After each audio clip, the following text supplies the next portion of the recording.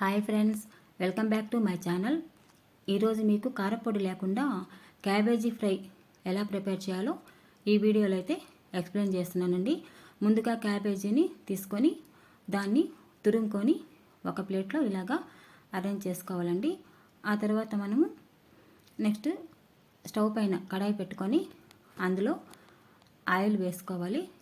Oil అయితే కొద్దిగా ఎక్కువగా యాడ్ చేసుకోవాలి, ఫ్రై కదండి, అందుకని అందులోనే ఆయిల్లోనే ఆవాలు, నెక్స్ట్ జీలకర్ర, ఆ తర్వాత మినప్పప్పు, తర్వాత ఎండుమిర్చి ఉంటుంది కదా, అవి కూడా ఒక 6-7 ఇందులోనే వేసుకుంటాము.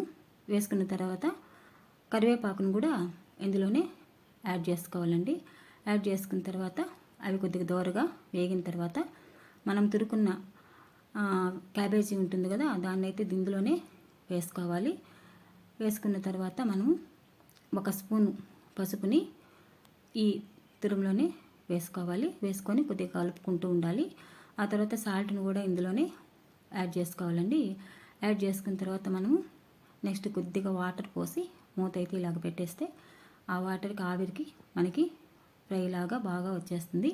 ఆ తర్వాత మనము కొబ్బరిని మిక్సీకి వేసి పొడి చేసి పెట్టుకొని ఆ పొడిని కూడా ఇందులోనే వేసేసుకుంటాము.